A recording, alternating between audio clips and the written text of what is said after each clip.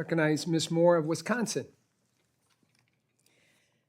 Thank you so much, Mr. Chairman, and I just really appreciate everything that the witnesses have said today. It would be so very easy to just say amen and yield back because I agree with many of the things that you all have said.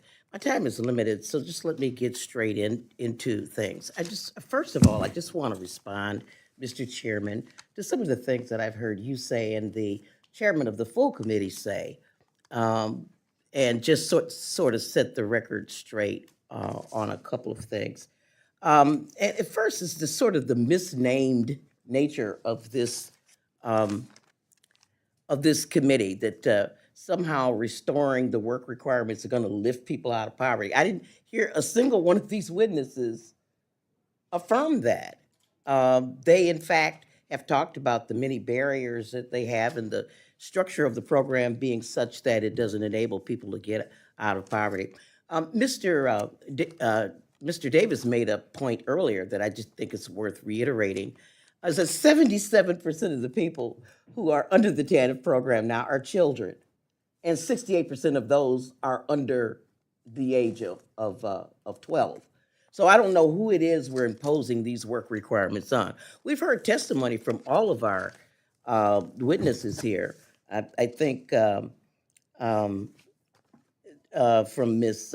Francis that some of the countable activities that might help people get out of poverty, activities, like being able to go to the local vocational school to maybe become an LPN or something. If that took you 2 years, Miss Reynolds and Miss Francis, would that be allowed under the current TANF rules? No, it would not. And that would certainly be an activity that would help you trampoline out of poverty to get a credential or certification, as Mr. Moss sort of indicated here. I have heard you talk about the case management. And Ms. Francis, you have social workers, people with MSWs. I don't know how that's scalable with unless you use resources from your own state. With the TANF dollars, it just is not feasible to give the whole population that kind of life coach, helping them get in school and make sure they get their degree. And I don't see that as really being the case. I think it's more in line with what Mr. Collins has shared with us, and that is simply that states have flexibility to do what they want to do with the money, and instead of giving that kind of wraparound support, they give themselves bonuses, they give themselves a higher pay, they build, and I don't know why people are ragging on poor Brett Favre. I mean, he is not the only person who did that. He does not deserve to be ragged on like that. I've had communities in my district where they did underground improvements for luxury apartments with TANF dollars, and so I think that there's a disincentive in this program to actually help the people because private agencies can use the money as they want. We don't allow people to get education and training.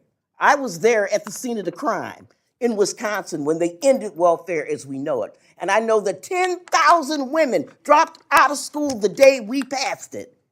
Okay, so forget about lifting people out of poverty through education. Quite frankly, the 11 million jobs that are open, let me just tell you something. I only have 57 seconds. Let me tell you a little story. The last time I was arrested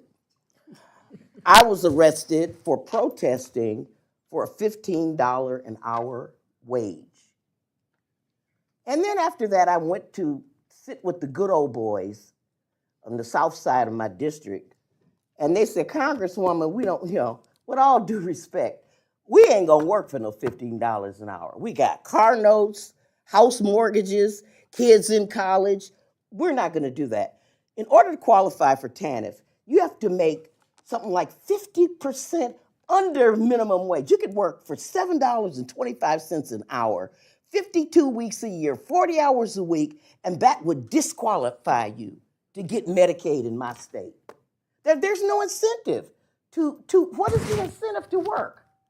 If all it does is create a situation where you're ineligible for support. So this program only works for those people that we supply and provide the low-wage workforce with its essential workers. Employers that their business plan relies on part-time people, people who they can give them any kind of schedule they want. You work 4 hours today, 12 tomorrow. It incurs no cost for the business. They'll take minimum wage, any old job. I can tell you, we should do what Bill Clinton said we should do, and that is we should end welfare as we know it. We should do that, people. We should give people the child tax credit. These witnesses have already told you. This woman here says she's an expert at Notre Dame. Then you give people money, most of them will figure out how to take care of their kids. My time is expired, and I know you're going to gavel me. I don't get the magic minutes here, so I want to put some things in the record without objection.